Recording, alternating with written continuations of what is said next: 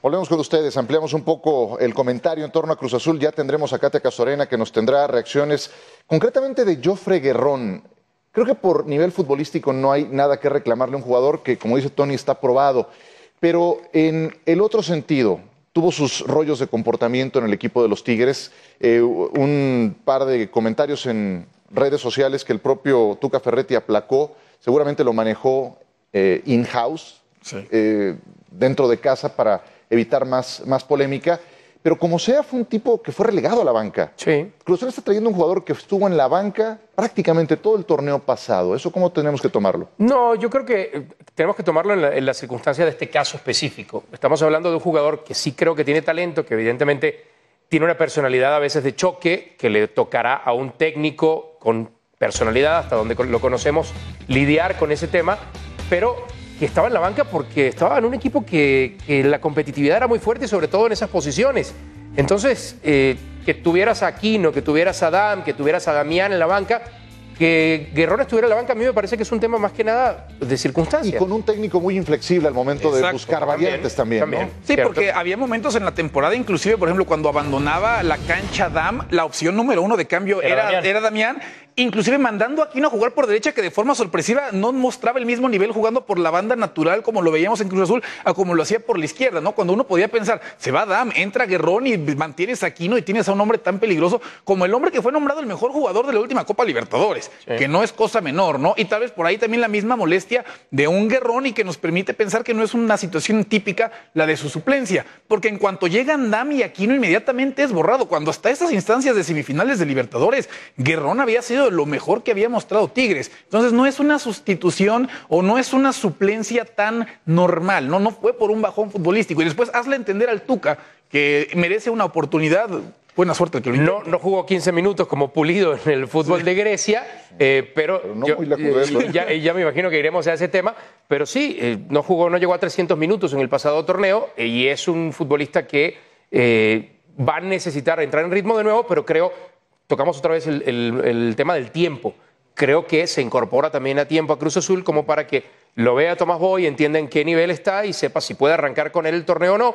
Y creo que, estoy seguro que va a tener más oportunidades en Cruz Azul de las que iba a tener en Tigres. Sí, estoy de acuerdo en eso. Lo que sí también es que Guerrón te ofrece ductilidad. O sea, es un tipo que no es para una sola posición. Yo en Tigres lo vi jugar hasta 3 diferentes. Por jugar de lateral. Donde mejor lo puede hacer es el lado derecho, mediocampista por el lado derecho. Pero también lo vi por el lado izquierdo, lo vi inclusive como punta cuando tenía esos problemas el Tuca Ferretti. Entonces creo que le puede resolver varios problemas a Tomás Boy, igual que Aldo Leao Ramírez, al que lo he visto también jugar en diferentes posiciones en el medio campo, y creo que donde me funciona mejor es como una especie de contención con libertad para punta, más o menos. Exactamente, para moverse como 9,5, para ponerse atrás de los dos delanteros o del delantero. Y jugando con un técnico que fue justamente el que lo descubre en esa posición, como fue Tomás Boy en Morelia, ¿no? Jugando más acostumbrado él a pisar terreno más adelante. Si uno pensaría, sigue existiendo la duda de quién va a ser ese hombre que fije para que él pueda liberarse unos cuantos metros, ¿no? Pensando en que Gerardo Torrado siguen pasando los torneos, no viene necesariamente el mejor año y seguramente recibirá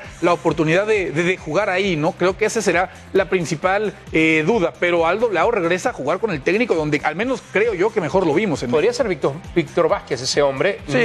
No ha sido el perfil que ha tenido en el Brujas últimamente, porque sí suele ser el mediocampista que se suelta, que busca ir al ataque, juntarse con los delanteros, pero o Crozas. Yo quiero pensar, sí, Crozas también puede ser una posibilidad. Viniendo del Barcelona, insisto, yo lo he visto poco realmente a Víctor Vázquez, algún partido de previa de Champions. Supongo que tiene manejo de balón y manejo del tiempo, y eso va a ser algo que necesite en la mitad de la cancha. Donde sigo pensando que va a quedar un poco débil Cruz Azul es en la saga, y sé que en los últimos torneos no ha tenido malos números en ese sentido, pero hablabas de que recupera el Maza. A ver qué Maza recupera, porque también antes de ausentarse, antes de su lesión, no estaba en el mejor nivel. Era un tipo de selección que llegó a ser fundamental en la selección de Miguel Herrera, y después vimos un nivel muy bajo realmente con Cruz Azul. Yo en el caso de Víctor Vázquez, concretamente hasta no ver, no creer, porque también me tengo que guiar por los antecedentes, ¿no? Esta misma directiva de Cruz Azul es la que ha traído a gente como Lizarazo, como Bernardelo, como Aníbal Ruiz. Los ha regresado.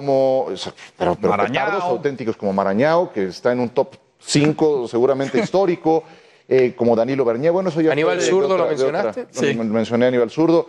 Y si le rascamos más para atrás te encuentras cada cosa, pero no me fui muy lejos, me fui a los últimos 2 años. Sí, qué preocupante que tantos nombres en ese tiempo. Exacto, entonces lo de Vázquez para mí es una auténtica incógnita. A Leao y a Guerrón los conocemos bien, creo que pueden adaptarse. A Tomás lo conocemos y a Tomás le conocemos un intangible que muchas veces se ha manejado que le falta a Cruz Azul, un aditivo para esos momentos críticos. ¿Sienten que lo tiene ahora para la temporada que viene? Sí, es parte de su personalidad como técnico.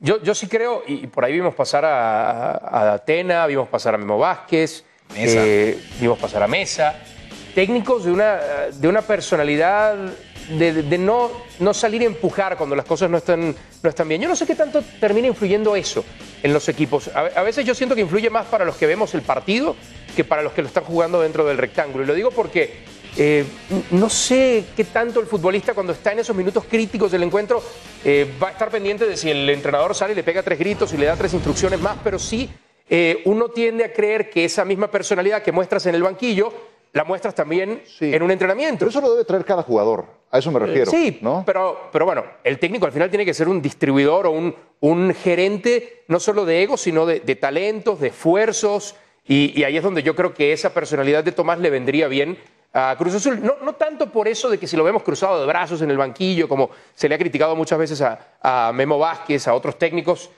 a Tena mismo cuando pasó por Cruz Azul, pero sí porque va a ser el tipo que le exija a la gente que esté por encima.